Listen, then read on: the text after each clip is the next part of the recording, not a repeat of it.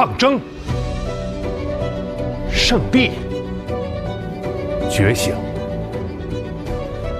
求索、进京。信仰的足迹，北京红色记忆。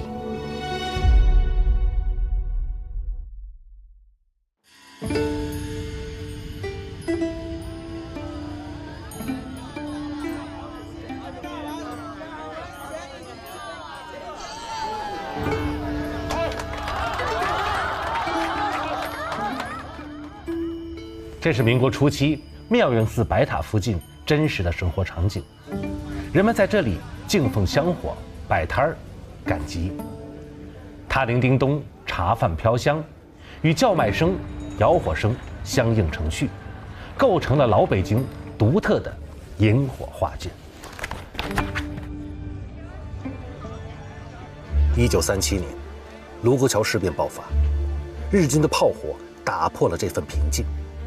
此时，一位修缮工人在绝望中写下这封信，并藏于白塔塔顶。这封白塔书信说明什么？国家危难已经到了何等之地步？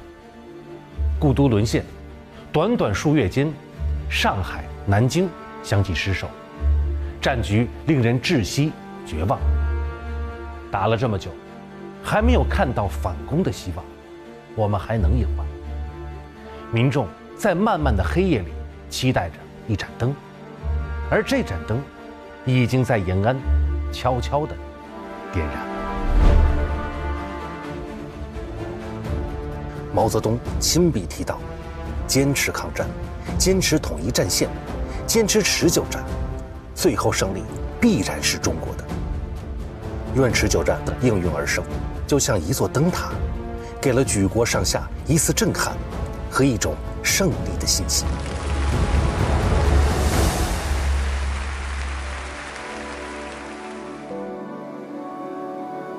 撒头老师，您这一大早把我叫到妙英寺白塔之下，我能想到的就是我们当时上大学的时候，这个白石塔、白石搭、白石搭白塔、白塔白石搭，是那说明什么呢？当时白塔作为比较高的地标性的建筑，它有代表性。因为白塔很高啊，我就想到了当年在上海有一座楼。1937年冬天，当时上海沦陷了，日本在上海进行了一次阅兵，有一个中国人很勇敢的就从大楼的这个窗口里面朝日军投掷了手榴弹，是，然后他自己也被枪杀。我觉得在当时是一种很悲壮的感觉，因为日军当时拍到了当时上海的街头的民众，没有一个人是屈服的，整个脸上面是悲愤和绝望。为什么？就是因为在上海不是我们没有打，几十万大军来打了，我们也不是没有800壮士。中国人很英勇的去拼了，原来我们觉得是不抗日，所以被人家欺负。现在我们已经这么拼命了，就还打不过日本，我们怎么办？这个时候论持久战横空出世，就像是撕裂当时黑暗天空的一道闪电，给当时中国人带来了极大的希望，才知道我们将来向何处去，我们这场仗能不能打赢。那么我们为什么要到妙云寺白塔呢？在这个白塔里面，我们曾经发现过一件很特殊的文物，被称之为白塔书信，实际上是抗日战争时期留下来的。它记录的是一个普通北京老百姓他在面对国破家亡的时候那种血泪之词。所以咱们一起去看一看一种不一样的对抗战的理解。好，那我们出发。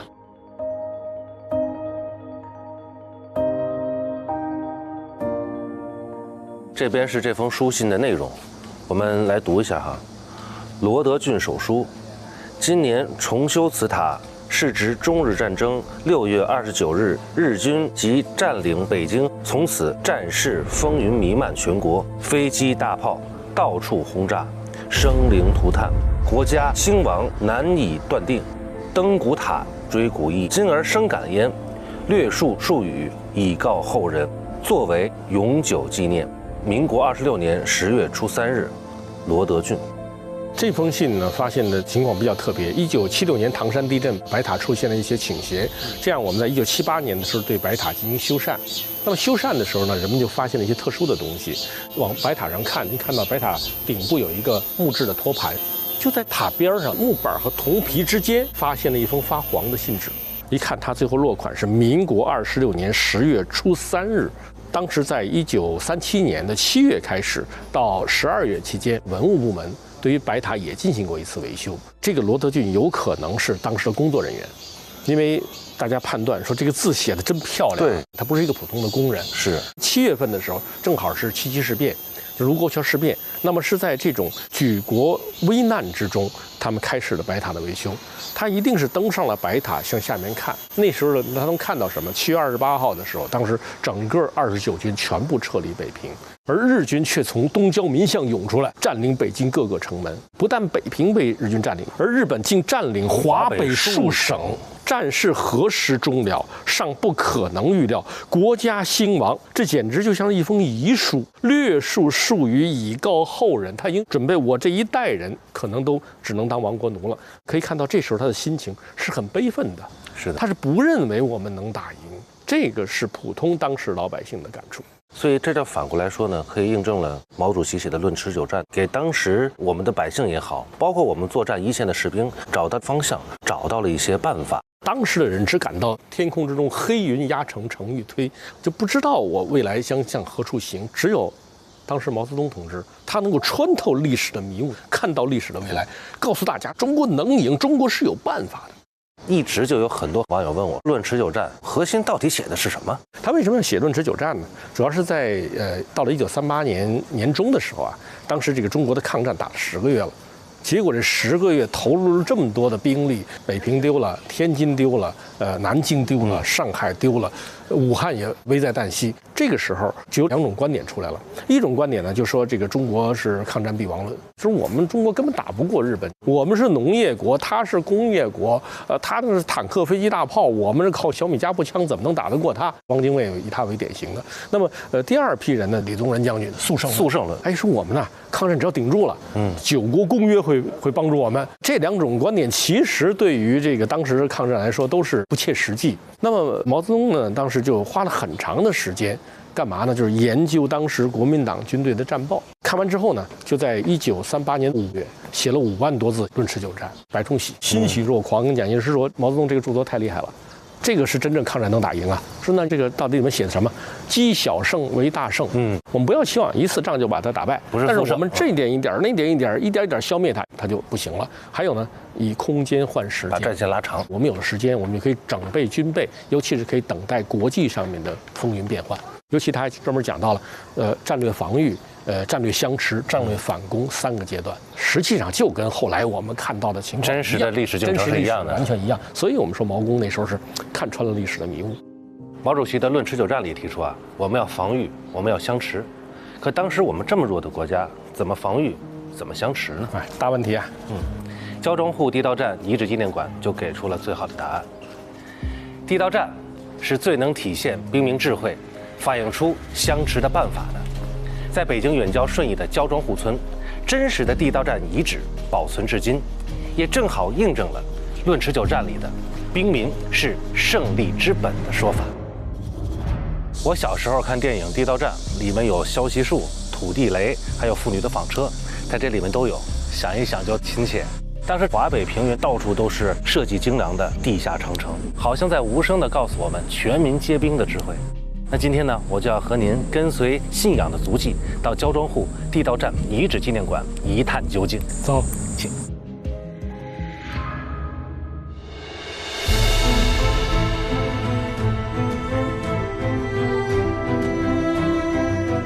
小苏老师，一到了焦庄户村啊，想起我们小的时候一首歌。地道战，嘿，地道战，埋伏了神兵千百万，是吧？是，我们这地道战呢，是华北的地下长城，因为当时我们作战的这个地区啊，是在冀中平原上面。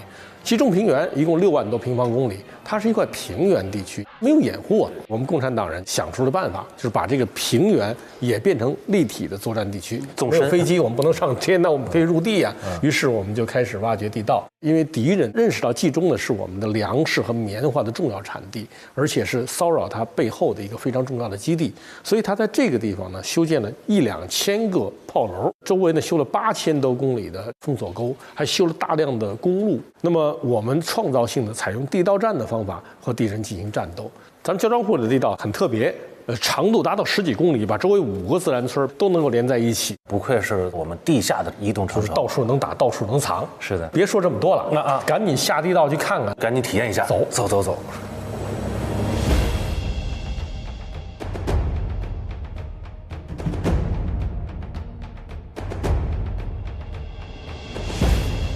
我们到了。哎呀，邵老师你好，你好，你好，侯老师你好，咱俩不是外人啊，我们俩合作过好几次了。对，欢迎二位老师来到咱们焦庄户地道战遗址体验区。下面想对二位老师设置一个小小的任务，寻找到6个点位，分别是锅台、猪圈、水井、炕洞、翻板、驴槽。你们需要在每一个点位都找到一张卡片，找齐了这些卡片，也就算完成任务了。我们去努力一下吧。好，那就开启二位的体验吧。好，谢谢。那我们继续找一下，这几个点位。好，行，开始抢，抓紧时间。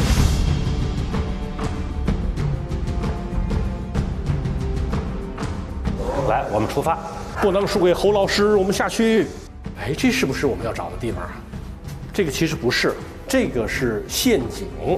据说在地道里布置陷阱以后，连老乡都不靠近。原因是什么呢？我们不单在陷阱里面会有尖桩，还有呢，里面要放上人粪尿。如果鬼子掉下来一扎的话，马上就感染。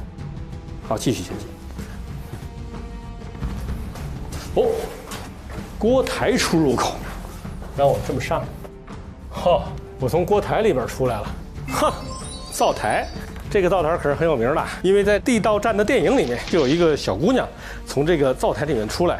哥哥，有意思的是呢，我们找到了日本士兵斋藤邦雄他画的地道战，结果他也画了一个从灶台里面出来的小姑娘。看来当时啊，用灶台来掩护地道是一种常见的做法。好，我们下去再找其他的出入口。好，哎，这儿就有翻板，大家看翻板。翻板呢是这样，因为我们第一次地道的时候啊，其实被敌人破坏过，经常往我们的地道里啊放这个毒气、放水，我们就挖了一个 U 型的槽，就在这个位置铺上板，放一些土，放一些水。它第一呢可以密闭，第二呢这边也是个出口，还可以去那边。我们继续找别的地方啊。炕洞出入口往这儿去，咕咕咕咕，没动静。那这个地方。这是一个炕，这就是炕洞出入口，没错。那么它只是一个炕洞地道吗？其实不是，它的后面还有一个夹壁墙。这夹壁墙就是当年进行游击战的时候，所谓3通之1通，地下是地道来通，地面是这种夹壁墙来通，屋顶上也是通的。这样的话呢，就可以把地道变成对敌人进行进攻作战的武器。好，我们下去继续寻找。哎，猪圈的射击口在这儿。来，这是猪圈，找到了。其实上面就是猪圈，大家看到这个两边的这个凹槽的地方，这是什么呢？也没有梯子，就是靠人力爬去上面射击。来，我们又找到了猪圈啊，就还差一个了。这边是这是水井出入口。这个水井出入口啊是很有故事的，大家如果有兴趣呢，可以去找冯治的《敌后武工队》。当时我们的队员刘泰生跟敌人战斗，正好旁边有一个老乡啊，跟他一起被困。那个老乡就告诉他，咱们俩可以跳井。刘泰生吓一跳啊，跳井。实际上在井的下面是有地道的，但是这个水井呢，他还特意加了这样东西。水井的上面放一个镜子，跟我现在这个位置另外一面镜子形成折射。这是什么？这是我们地道里的潜望镜，这样我们就可以在井里面观察外面敌人的情况。现在我们继续前进。哎，我发现其实整个的地道啊，它真的是四通八达，不得不佩服我们中华民族军民团结的智慧。又看到了驴槽，这个位置鬼子一来，这驴就自动报警，的叫，我们在底下进行部署。哎呀，终于6个坐标全都找掉了，让我们一起去寻找萨苏老师。估计萨松老师应该还没到呢。走。哎呀，萨老师，看您风尘仆仆，真是收获颇丰啊！哎呀，这下地道这种感觉啊，简直就是，如果鬼子来了的话，肯定不会在这讨着好了。但是你看看，我找到了水井，我看一下，水井、炕洞、锅台、猪圈、驴槽。哎，怎么还少一个翻板呢？可能我没找着正宗的翻板。那就看侯老师能不能找到了。高峰老师、萨老师，怎么样？怎么样？我先问问，萨老师找了几个？5个。对，完了，我这全找着了。哟，6个。大老师缺了一个翻板。翻板，我这洞察力还行。那也算是恭喜2位老师圆满了完成任务。希望2位老师在以后能多多宣传我们的红色文化。谢谢萨老师，好，再见。好，萨老师，经过今天一天的探访啊，真的能感受到当时在抗战时期兵民的智慧太强大了。就是一个全民族的抗战，包括有地雷战、有麻雀战、水上游击战。那么这一切其实依靠的是什么？就是人民的智慧。对，那我们现在也去看看现在的年轻人看完《论持久战》之后，给我们提了哪些青年之问。一个有趣又显略尖锐的问题：学习日语时，从未见日军的文献提地道战，是否是我们的夸大？而地道战本身能对当代青年有哪些的指导意义？哦，这个有意思了。是这样的，我们要去查那个日军的文献的时候，确实很难看到地道战3个字。其实呢，在日军中啊，有2种说法。一种呢，就是它的官方文件里面，它叫通内路战。通内路是用英语翻译过来，就 tunnel 隧道的意思。所以他认为在华北跟八路军打那个不叫地道战，隧道战。啊，比如说斋藤邦雄，他就讲到过地下道战。比如这就是他写的一本书，叫《陆军步兵幽默物语》，各种各样的地道他都画出来了。可是照样跟我们打的时候要吃亏。你看他自己也画到，有日本兵直接被一枪击毙，还有日本兵掉到陷阱里面。对，这就是我们兵民的力量。就是如果想侵略中国的话，你就会陷入到人民战争的汪洋大海之中。是的，希望我们的所有青年朋友们可以不断的去研习我们全民族的智慧，打好我们人生中的论持久战。那再次感谢萨苏老师，让我们期待跟您继续在往后的追寻信仰的足迹。好。